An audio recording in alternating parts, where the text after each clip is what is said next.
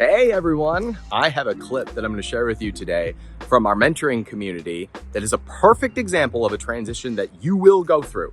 It's a realization that you will have in your business. And it's this: when you start focusing on building towards a vision rather than making short-term money, you make a lot more money. So there's a member of our mentoring community. His name is Joe. And Joe is coming from the direct response world. He has done the make money thing. He has built cash flow businesses. And he went through a transition after going through some of our mentoring of taking that same energy and casting a real vision. And what happened for him is now he's thinking much bigger than he ever has, something that's going to make way more money and have a much bigger impact. Now, I don't know if you can make the switch internally to know that if you could just focus on the vision, if you could just go for the bigger thing, the money would show up. I don't know if you have to go through the make money cash flow period or not, but my goal in you seeing this clip is to help that transition happen faster for you. Because if you can see an example of when you go for a big vision, that the money shows up, that there's much bigger impact, much greater experience, much greater wealth and happiness and freedom. If we can shorten the time for you to really get that, then you'll be a much more powerful entrepreneur. This is a clip taken from one of our coaching calls inside of our mentoring community, which is called the 1%. And this is with Joe. Please enjoy.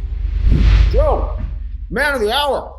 It's funny because when we talk about the owner's model, I think about you because I've been keeping my cards a little bit close to my chest, but we've talked about this. And later this year, I want to do more raises for brands that I'm excited about that come from the incubator. And you're on my short list. When I think about brands I'd love to do that for, you're on that short list. Yeah. So exciting. I want to jump into what you're building. I want to jump into what you've built. But I feel like for a lot of the people in here, if you could just share a little bit about who you are, and then I want to get the early story, because like you and I got to sit down and chat, and I got to hear so much, and you've got an amazing story. But share a little bit about you, what you've built, and then we'll kind of jump into this.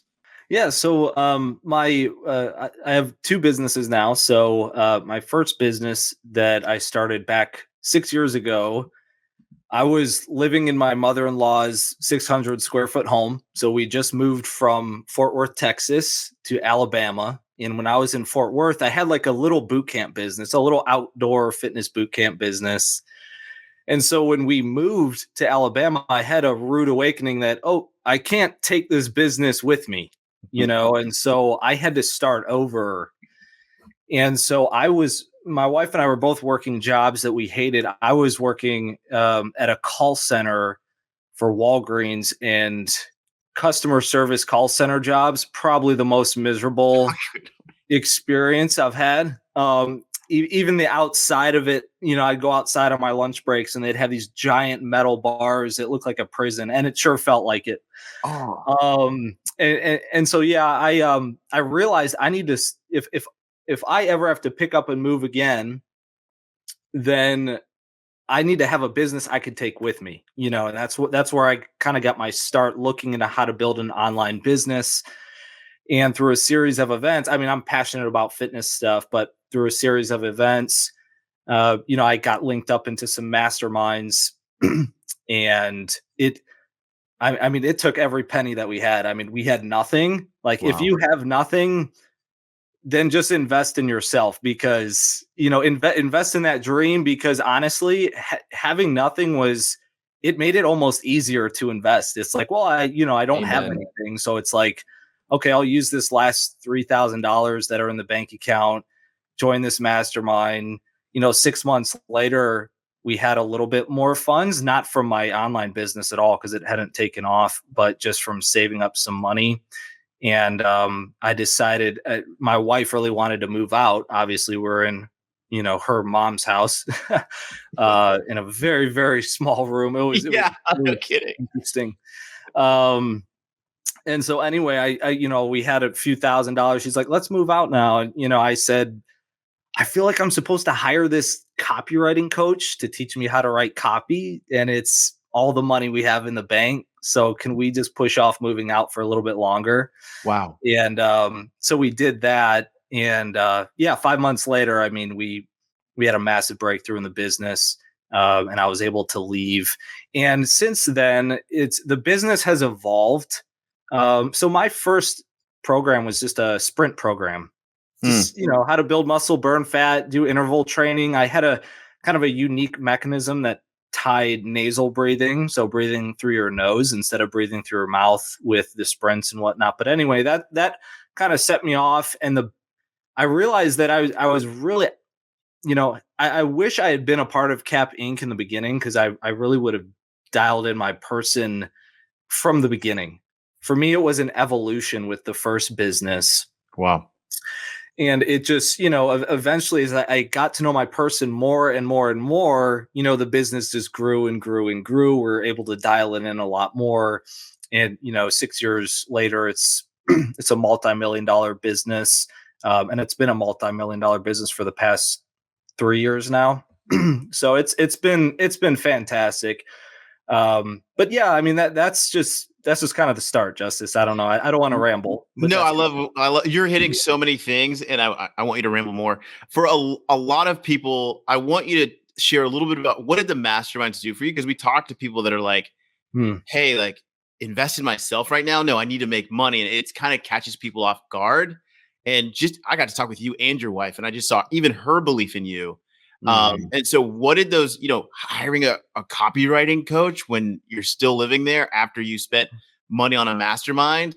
Can you tell me what was like y'all's mindset in that? And then what did they do for you, and what confidence did that give to you? Yeah, definitely.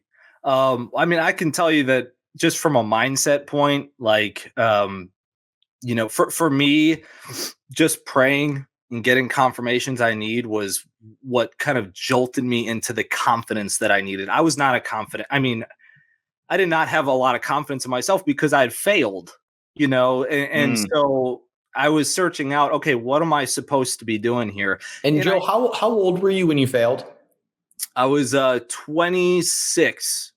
Okay. So 26, you're feeling like a failure. Yes. And how long after that until you started seeing things start to move? That's a great question. Well, so 26 is when, that's when I was started investing in myself with the masterminds. I hadn't done any investing in myself up until that point. And I mean, thankfully 27, we had that breakthrough in the business, and things have grown, since then. But yeah, I mean, I had started the whole entrepreneur thing when I was 22. So I had, or 22, 23. So I had 4 years of like being between a job and being like, okay, and kind of like dipping my toe in the water and like saying I'm an entrepreneur, like chasing that dream, but not really investing in myself, or just trying to figure it out on my own, and just trying to figure out what I was passionate about too.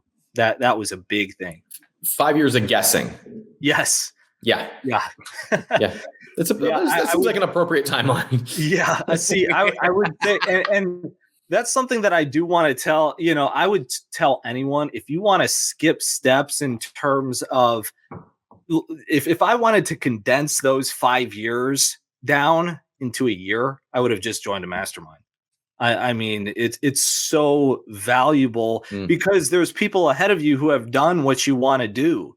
Yes. And so when you can kind of sit under them and learn about the pitfalls, when you can kind of gain from their wisdom as well, when they can look at an idea and say, hey, I think this idea, I think you have something here that has merit, or they provide some sort of input that helps you kind of straighten out your path a little bit to narrow your focus down. It's so important. So important. And when you say mastermind, that's also a group of coaches, a community. Yep. It's changing the inputs that are going in here. 100%. Because you're also seeing it is a community, and you're seeing that it's possible. That the things that I was hoping to accomplish when I walked into that, that mastermind, that coaching program, I had nothing. But I was seeing guys who were making some money online. Some guys were making a lot of money online, and they were doing it in the fitness space, which is, where that was my kind of initial passion. And as that's evolved, I've realized my passion is building businesses. Yeah. But it started as with fitness, and just seeing, wow, like they're doing their passion and they're making money, and it's great to see that, hey, it's possible for me too, and I can do something that I love. And so, yeah, man, you got to get in the group with like-minded people. It just shuttles you forward so much faster than going at it alone. 100%. We were talking about Damien, Ryan and I were, and just he joined Incubator, and we just saw him just take action behind the scenes. And then what the world will see is, oh, he had a massive launch. And it's like, oh, that was a breakthrough moment, right? But what we saw was like, hey, quietly, he's acquiring skills behind the scenes and taking action and asking questions of the incubator coaches and just like moving forward. And you had that breakthrough moment. And a part of me wants to know, Joe, that breakthrough moment, we get a question all the time of how'd you keep the momentum going? What did that look like? And for you get that breakthrough moment, but you said for 3 years, you guys have been at a multi-million-dollar business. What kept the momentum? Was it acquisition of skills? Did you join even more masterminds? What did that look like for you? Yeah. So I think the biggest mistake that folks make when they reach a breakthrough is they all of a sudden get comfortable, or they stop investing in themselves or in certain skills, and basically think that the person that they are right now is the same person that's going to get them to where they ultimately want to be. And it's just not true, And so so even when we hit our breakthrough, it's like, I mean, for me, it's like, there's still so much more I want to achieve, and I can't get there just being this person I am now. I have so much that I need to learn. I mean, that's why even when we were doing multi-million dollars, I joined Cap Inc. And it's because I'm like, okay, this Ryan guy, I'm watching his videos. He knows a thing or two. I don't know. He knows some things. And so it's like, I was like, wow, I need to invest, because at that point, I hadn't built my company. I had built a company in a way where I was still putting in 40, 50 hours a week, And so when I was learning about the owner's model and just kind of consuming Ryan's content, it showed me, okay, there's something that you're not doing here, because if in the future, if you do want to sell the company, could you? And my answer at that time was no, because, so I want to have options. And I don't want someone to come with a proposal of an acquisition and I'm not prepared. Wow. So anyway, all to say that, I think a lot of it is vision. Like, if you're just someone who's just like, okay, I'm okay making X amount of dollars a year and, providing a nice income for my family, and that, like, it totally, like, if that is your thing, then that's totally okay, and go for it. Just be careful that saying that you're going to stay in the same spot and I'm cool with this, be careful, because that can ultimately, like, things will start to slide backward if you're not keeping up with investing in yourself, with, improving certain processes in your business and learning new things. So for me, it's just, I think there's just a vision there of where I want to be. Yeah. And so the only answer that makes sense is to keep investing in yourself, keep sowing seed, and there's a harvest, so it's just keep doing the right things, keep doing the good things, the things that will produce a result. And what I've experienced with coaching is it always produces a great result. For you, yeah, I mean, come on. We've kind of been talking about, like, your business, like everyone knows what it is. Can you share what your business is, who you serve, and then kind of talk a little bit about the vision of where you see this going, this business, and then we'll jump into your other one, which awesome, I'm fired up about.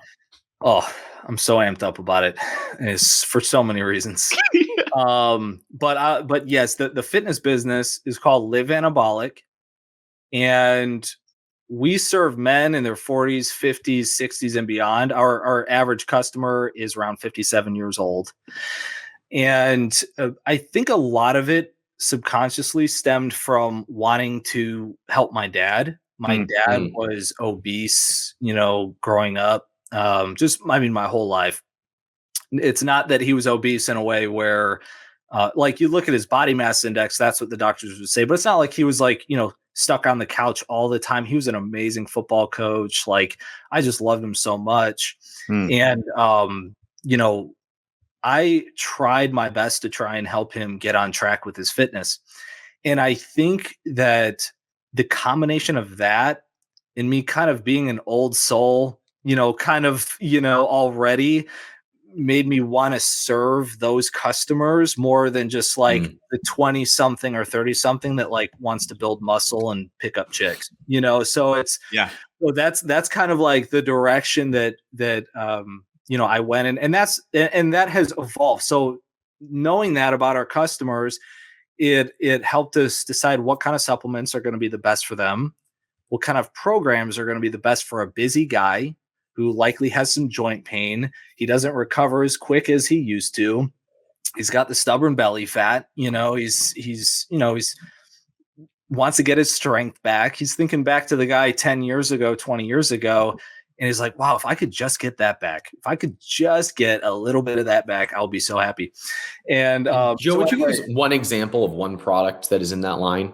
Yes. Like one of the supplements. Yeah. One of the supplements, we have obviously a testosterone support supplement. Okay. So that's, just pause there for a second, because this is an amazing teaching point. Yes. One of your products is a testosterone support. Mm-hmm. Why does a 57-year-old take a testosterone support versus a gym rat who's 25 trying to put on muscle? Yeah. What's the difference there? So the hormones, so as you get older, your hormones begin to diminish with age. There's this kind of slow natural decline that takes place, and it affects everything. It affects your ability to build muscle. It affects your ability to burn fat. It affects your ability to even sleep, have energy. When your hormones are disrupted like that, when your testosterone levels are low, it causes all sorts of issues and other issues, that guys don't like to talk about so much, but lots of issues. And so for a 25-year-old, when they were young, these guys think back to when they were young. Oh, I had, all this testosterone, and I could just do some push-ups and I would wake up the next day and I could see some new muscle, but those results don't come as easy. If you have diminished testosterone levels and they're low, it's going to stunt your results, and it's really unmotivating and discouraging. So anyway, notice everybody that Joe is talking about a very specific pain point for a very specific person. Now, Joe, what is the price point on that supplement specifically? So that supplement, it depends what package you buy, but if you just buy one bottle, it's $47. Okay, so $47, which would be more expensive than most of what you'll see on Amazon or other brands. That's why person matters. Yes. Everybody, because what Joe just talked about, he didn't tell you that there was testofen and fenugreek in there, right? He did not just list off all of the features of the product. He talked about the pain for the person and what that means for their life. Mm-hmm. Therefore, you pay a premium for it for solving the problem. Too often we compare ourselves to the competitors rather than looking at the pain point that the person is solving and comparing where they are compared to where they want to be. That's the comparison that you need to make to come up with your price points. So I just wanted to highlight that because you were hitting on this point so beautifully and I didn't want to miss it. Yeah. And I mean, we wanted to speak to our customers so much that I started as the face of the company. And this might be a nugget for those who are listening. If you have to start as the face of the company, but your vision is bigger, it's okay to start as the face of the company. But I realized that a 30-something-year-old guy, 20 whatever at the time, is not going to be able to speak to a 50, 60, 70-year-old man the way that they would be like, oh, he gets it. He gets me. Because in the back of his head, there's always, oh, you're just a young guy. Just wait until you're 20 years older. And so that's why I'm not the face of the company. I have a guy, Gary, who's 47 with just ripped 6-pack abs. Amazing guy. And then I have another guy, Mark, who is almost 60 years old. 6-pack abs, incredible. But these guys know how to connect with in all of our videos and all that. They really know how to connect with our audience. So they're amazing. I couldn't do it without them. This is really a big deal because I wrote down here, you're not your customer. And we get that question all the time. Like, I really want to serve this person, but that's not me. So what do I do about that? And I think the bigger thing is you had a mission behind it. Like, it started with this mission for your dad, and you want to solve this problem for your dad. And then you're seeing it much bigger. You have a really specific person. And then you're going, hey, I understand there's no ego. Hey, I don't have to be the face. So I'm actually going to find someone that speaks better to them than I could, even if I might know more information on all of their nutritional levels. I might know more than these two guys, but these guys connect better. So I'm going to get my ego out of the way. I'm going to let them speak to them. And just, you've got a YouTube channel where you literally create a YouTube channel where they give advice, and has like, how many subscribers does it have, Joe? It has 418,000 now. And so you're just empowering these people that you're like, hey, you two connect with my people. I care deeply about them. There's a mission behind this. These are my people. You guys speak to them, and you resource them like crazy. You have an agreement with them. Can you talk a little bit about how you built that relationship with these two guys? Are they like your dad's best friends? Or are they people that like, how did you build that relationship? Yeah, so I told you guys that I was in a mastermind. That mastermind was a fitness mastermind. It's Vince Del Monte. I'm sure you guys have maybe heard his name. He's a great guy. And so I was just one day I was like, okay, I need came to the kind of realization, I need someone who's really going to connect with these guys better than myself. So I reached out to him. Hey, Vince, do you know anyone? And that's when he introduced me to Gary Walker, who's been with me now for almost 4 years now. It's even crazy to think about. Almost 4 years now. And I just reached out to him. I said, hey, here's our YouTube channel. I'll pay you $100 a video. And how about, we give it a shot, see how things go, see how the audience responds to you. And they responded well. They really, they preferred him. He's writing, and that he's a little bit younger than the reason our demographic skews so much higher at 57 as opposed to maybe 40 is because we have an at-home fitness program called Fit After 50 that we run on Facebook. That is our #1 bestseller.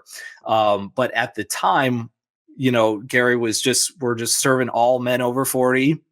And we still do. But yeah, Gary was really speaking to those guys. And then as the channel kind of grew, it got close to the 100,000 subscriber mark, not there yet. But I heard about, so I came to this realization too, that I also don't like, if Gary was to be hit by a bus, not going to happen, but just saying if Gary was to say, hey, Joe, I want to leave, then the brand, I don't want it to live and die off of one person.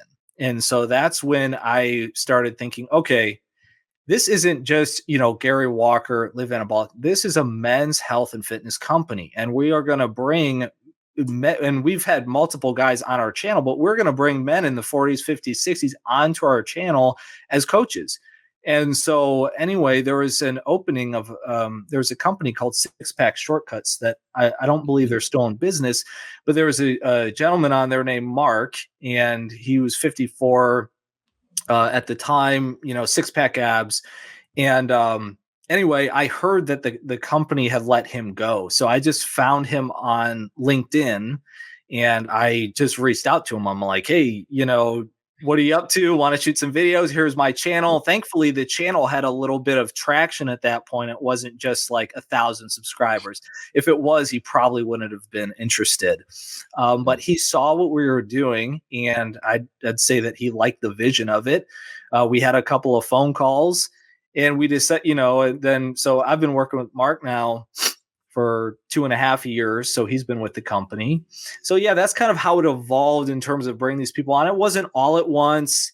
And look, it was just $100 a video to get Gary started. So, if you don't again, in the beginning, it's okay to be the face, but because there's a reason that you're likely serving this market. You likely have a passion for them, or at least you should. If you're following Ryan's model, you should have a passion for who you're serving. Yes. So it's okay to be that guy in the beginning, but when, seek out opportunity to look for the person who's going to serve your audience best, from the, kind of face to face, I guess in our term, with me, with the camera, on YouTube. Did you find, I know some people are going to be wondering, the tactical side of it. Like you've got to, not so much on the YouTube side. That's pretty easy. You just you work it. You have a copywriter skill. I think that is something that I have seen in a lot of brand owners is there's a certain, they've got a good basic level of marketing and understanding copy and how to relay that towards their ideal person. But when it comes to like growing your email list, because now you have a big email list that you get to communicate to frequently. On a tactical side, could you briefly share about how you grew that email list?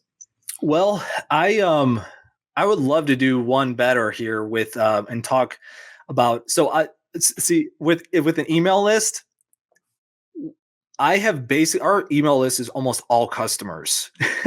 Like we have a nice little simple lead magnet, but we've got 50,000+ email subscribers and they're customers, so it's the lead magnet is just kind of something we have on our page where they can opt in. I wish I had like some really good nuggets, but I will say that with our Facebook group, which is something that, if you remove the tech out of everything. So anyone who's listening here who's overwhelmed by like the tech, I have to, make a lead magnet and get a website and this and that, which do it definitely.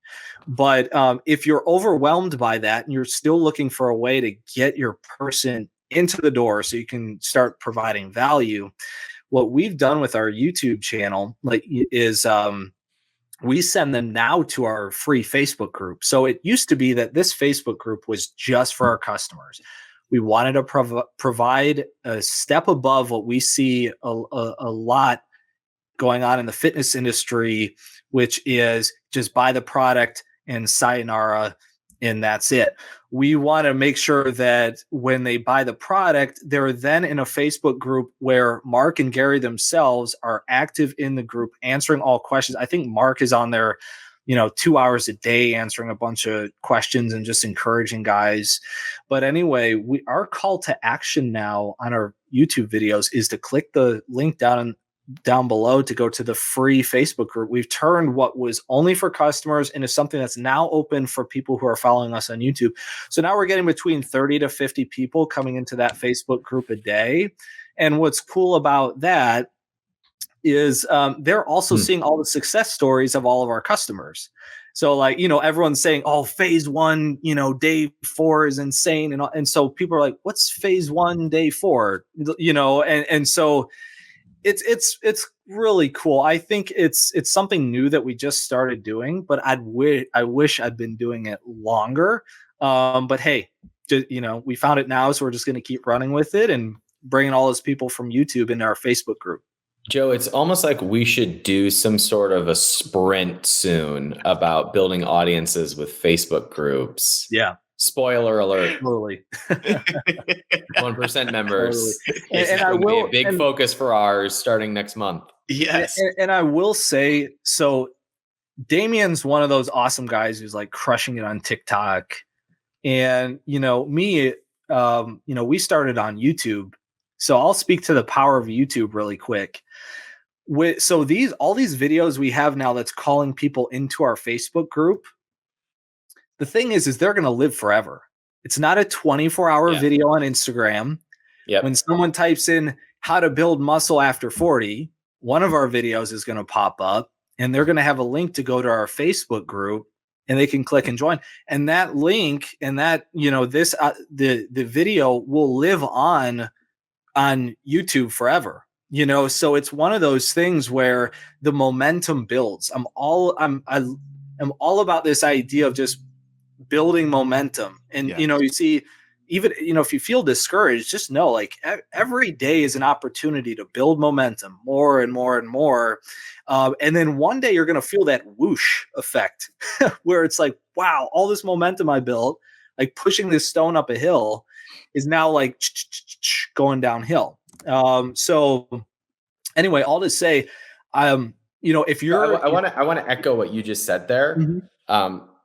About the different channels and their benefits. Yeah. Because the way we think about it, spoiler, you're going to learn all about this in our next sprint next month, but you need a traffic source. Yeah. You need what we call a hopper and a conversion source. And people confuse the three.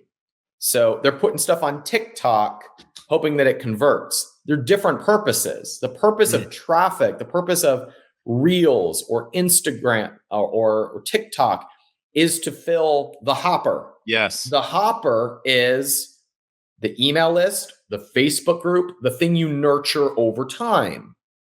And then you have a conversion source. That's where you send them to take an order form, Amazon, you collect the check. That's how you build an audience. You need traffic, hopper, then conversion. And people mix the 2, 3, Yes. 4. They mix the 7. And that's where people get confused.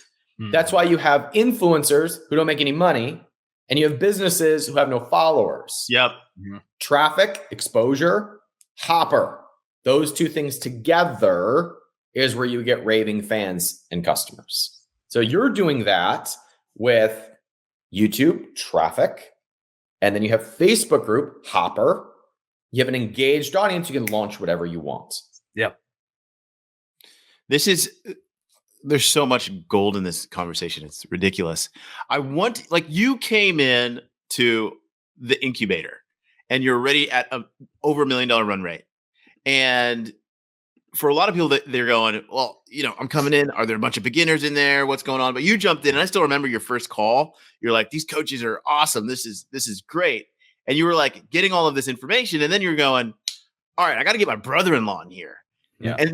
And then you're like, we're creating this thing. So tell us a little bit about the brand you're working on, and what was it like pitching? Like I don't know if you ever had to pitch before, put together a pitch deck and pitch in front of a bunch of people that don't know, you've never met a bunch of panelists. What was that? What is this brand you're working on now that you just put a large order in? And what was it like pitching in the incubator? Man, yeah, I'll cover these here quickly. I joined again. I joined because I wanted to structure my fitness business to sell, but I found something so much bigger being inside Cap Inc. So when I think I was only maybe a month and a half where I was in the group, and my brother-in-law, Kyle, he has an Amazon he still has it. But he has an Amazon business that sells security locks or security RV locks. He lives in an RV himself with his family. So it's very, he very much gets it. And so anyway, I was like, okay, he can definitely build this company to sell. He was having some success. And I was like, this would be the perfect, group for him. And to be honest, I've never been a part of a mastermind like this. So it really was eye-opening for me. And then I saw this is a no-brainer. I got to get Kyle in here. So I told him about it. And it's funny. I think he was kind of priming me because after a month in, he gave me a call one day. He's like, Joe, I think I'm thinking too small with this RV lock business. Come on. And he kind of left it at that. We kind of and for me, I'm like, dude, but you're doing good. I think you found a really good niche, kind of that, I don't know, protector mentality of wanting, like, hey man, I just want you to I want you to win with what you're doing and stay focused. I was very much in a mindset of staying focused, and that's very important. You have to be. But anyway, then he texted me a couple weeks later and he said, look, I don't want to step on your toes or anything like that, but I have you ever thought of doing a men's hygiene type of a brand? And my wheels started spinning because this is something that my audience had talked about before, just chemicals and certain products, and so it was already, and it was something I already knew, but I hadn't really thought about it. And so I told Kyle, I was like, hey man, Ryan, you're going to love this, by the way. I told Kyle, I'm like, hey man, I like the idea, but I need to pray about it first. I don't make any decisions. I want to stay focused, all this stuff.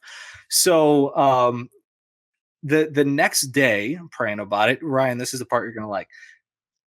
I go to the gym later that day, and I get a letter from Ryan Moran himself, okay, in the mail, and it says the fastest way that I've seen companies achieve 8-figure exits is when they tack on a new e-commerce business to their current existing one. And I have the letter saved because it was a confirmation and that this is the direction that I needed to take. Then my mind went from, okay, I'm thinking too small. Like this, like the fitness business. I love the fitness business. But I'm now thinking every bathroom in America for men and boys. I'm not just thinking men over 40. And so there's a complete shift. And anyway, the opportunity to one, I started researching the opportunity. I told Kyle, Kyle, if we're going to do this, let's do toothpaste, because everyone's doing the bars of soap right now and this and that. And yes, we can do that, but I'm just saying that it would be a little bit more competition.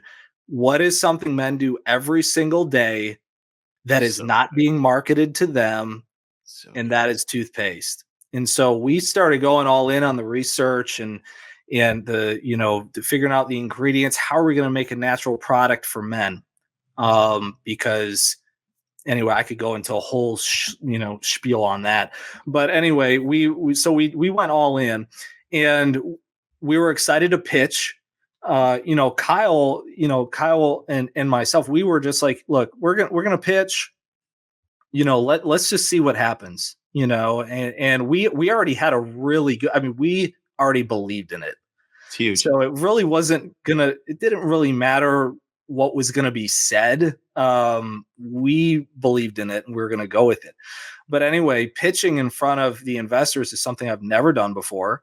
I'd say that the coaches really helped prepare me for that, which was awesome. We got so much great feedback. And what was amazing about doing the pitch is leading up to it, all of the extra clarity. I mean, extra clarity on okay, what is my business gonna, I need to see it, and anyway, it was just it was an awesome experience. We really, I really was excited to do it. I was nervous, but it was great. It was exciting. Very good. And there's so much exciting stuff ahead. I cannot wait. Yeah, there's something about once you pitch, there's so many doors that open up because of, first of all, you've made your claim. Yeah. You stated, this is where I am going. And people poke holes in it.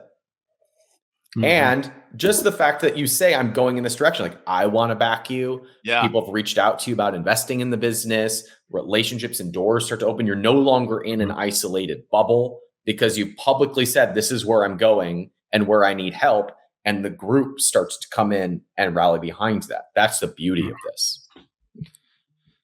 This is really cool, Joe, because one of the things that I've noticed in like the members that we see a ton of just success and everything looks amazing. And the ones that are like, man, I'm why aren't things moving forward, is just action. And you get an email from Ryan that everyone gets and it makes you take action. And you're like, well, shoot, I can do that. Like that's, I've already been praying on it. This works. You take action. You're in the community already where there's action takers. Then you go, oh, well, I'll just pitch here. Literally one of our coaches, like fiancés, was right next to him as he's listening to your practice pitch. And she's like, are you going to invest in that? Not, I am. which is just amazing because you're so clear. It's so awesome. So I want to bring some people on to answer some questions. Joe, are you good on time? Do you need to hop off? If so, I'm good. I'd love to answer questions. Let's go. Let's do it. All right, I'm looking in here. Let's bring Darren in. Darren, are you ready? Give me a thumbs up if you are ready to jump in. Woo. All right. Good morning. Darren, how are you doing? Well, How it's can we morning help for you? me. It's still morning. It's San Diego. Excuse me, I'm in Santa Barbara. I used to live in San Diego. Anyway, Joe, good stuff. Wow. I'm curious just because in this new venture that you have, are you going to, or do you plan on, are you developing an owner's model? Are you going to do it that way? Or are you going to do it more like your fitness business that you did? No, you're not. Okay. So I definitely doing the owner's model. So the fitness business, the reason it started the way it did was because I didn't know anything else. At the time, actually, I was listening to Gary Vee and stuff like that, and just, and he was really big into his whole hustle thing. I don't listen to him anymore just because to me it wasn't good for me. Because I will, if someone's justifying the whole hustle thing, I will likely do it. And so that's why I was just like, okay, I need to turn that, off. And I'm glad that I did. But anyway, I was in that whole kind of thing. So if I knew about the owner's model back 6 years ago, that's how I would have started, to the best of my ability, to the best of my, resources and things. Because if you start from zero, and if I didn't have, someone who believed in me, I had no network. I had nothing. Right. So like here you have a network. You can actually get people behind you, seeing your vision, connecting you with other people who might be helpful. I had zero. So that's why it was totally, it would be a different experience today if I was, in this type of network. I would absolutely start with the owner's model. Okay.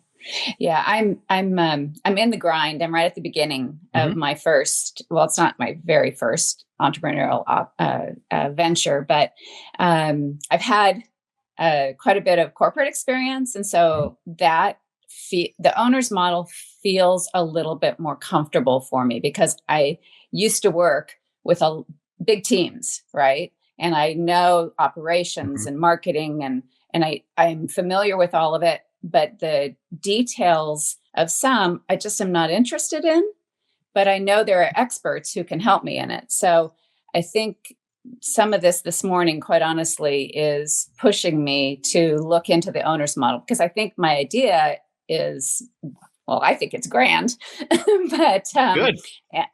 But I need, I know I need some experts to manage the details of some stuff that I know I could learn it, but I'm not really interested in learning it. So if that makes sense. So this has been very powerful for me, Ryan and Justice and Joe. I mean, I've talked to you, Justice, in the past, just briefly on a few times, but I think this is really I'm going to switch. I'm going to try to learn a lot more about how best to find my cooperative group to help me move this forward. And, yeah, so that's enough. And you know what the best way to find that group is, Darren? Yeah. What is it? What's the best way to find that group? To join the incubator? It's one way. Yeah. Communicate your vision publicly. Yes. Okay. Yeah. Because I have been communicate talking exactly what you want person. to do and let the people show up. Okay. Yeah. It has been exciting because when I have shared my vision, it just has been opening doors for more and more conversations. Yes. It's very early. I'm only, I'm in like, what is it now? Maybe 7 weeks, 8 weeks in. So I'm pretty early because I just decided I'm going when I took the 5-day challenge thing. So I'm very, very early, but I've got this thing that seems to be attractive when I start talking about it with others. Good. So Then keep doing that. Okay. Thanks, Ryan. Keep doing that. Good to see you. Yeah. You guys? I think she was dropping a compliment right at the end and we cut her off. I did that. I am so sorry. I am so sorry. I thought she had finished. It's kind of, when people hear about the owner's model, there's almost a part where they're like, is that possible? Can you do that? Is that legal? Are you allowed? Yeah. And then we had Capcom and every brand owner up there was like, I just got investors, and then I casted the vision, and I did all this. And I'm like, oh, it's totally legal. In fact, it's heavily used by some of our biggest brands. Most big brands. Like the bootstrapped big win is the exception. Yes. It happens. Yes. It's just the exception. Which I think is not for people in our community. Until we started talking about the owner's model, they're thinking, oh, that's the rule, is like the bootstrap. Right. And it is the exception. Most of the people that you'll see out there that have big brands that you walk through and see in the supermarket or on Amazon, wherever, they have investors behind them. They have a grand vision. So most of them. Yes. Most of them do. All right. Well, Joe, thank you so much, man. We're so honored to have you a part of our community in the incubator, and you are the man. Ryan, any last words? That sounds bad. Any parting words? Jeez. Any parting words? It's been a great ride, everyone. So glad you helped me find work that was meaningful. Yeah. I'm sorry. I think Sumeet was a great way to end, because as entrepreneurs, we are operating without a net. We take a risk, we yell cannonball, and we figure it out.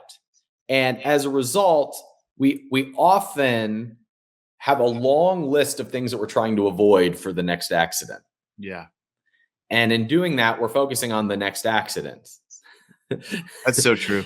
So the cure is to only think about what it is that you desire, the value you want to bring, the energy you want to bring, the person you want to serve, and only giving attention to that. And if you think about that like a fire, finding logs to put on that fire, it starts off small and it's still cold outside. But over time, you keep adding logs to that fire and it starts to burn. And then everybody's like, how did you do that? That's how. Yes. Good to see everybody. We love you. See you, Joe and Justice. Bye, guys. Yeah. Thanks, guys. See ya.